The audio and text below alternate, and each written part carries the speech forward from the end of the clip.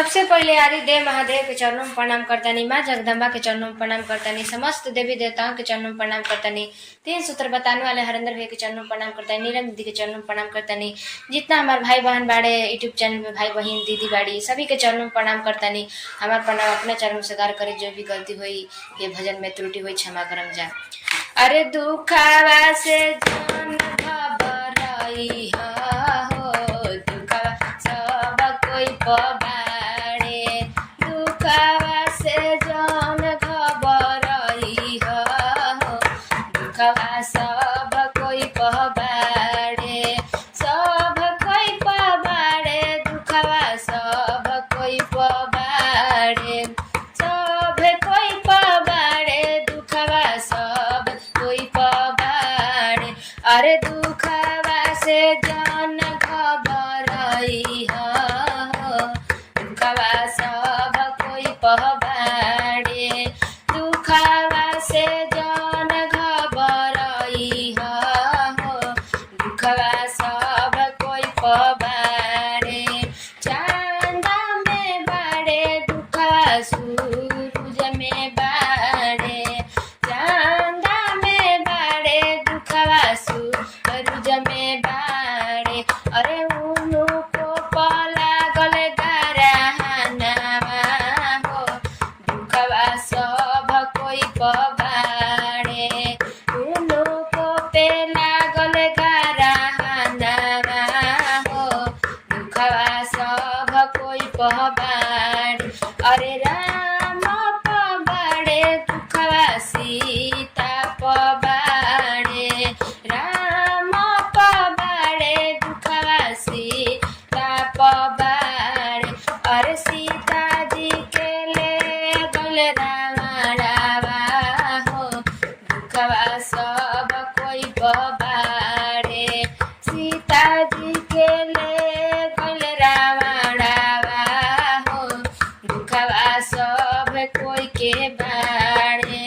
एक में दुखी रहली गंगा हो मैया, एक में दुखी रहल गंगा में मैया।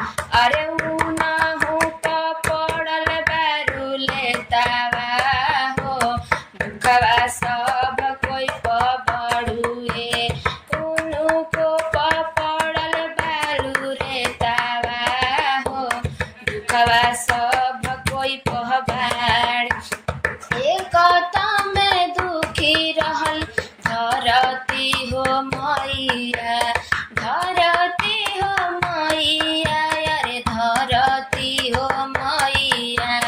एक में दुखी रहली धरती हो मैया, अरे उनु को लागल अच्छा रंगवा हो, दुखावा सब कोई पबाड़े, उनु को लागल अच्छा रंगवा हो, दुखावा सब कोई पबाड़े।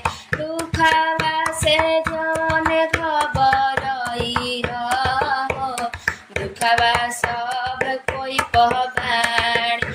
अरे एक में दुखी रहले भैया हरेंदर, एक में दुखी रहले भैया हरेंदर। अरे 14 बरिस रहले सामा सनावा हो, दुखावा सब कोई पबड़ुए, 14 बरिस रहले सामा सनावा हो, दुखावा सब कोई पबड़ुए।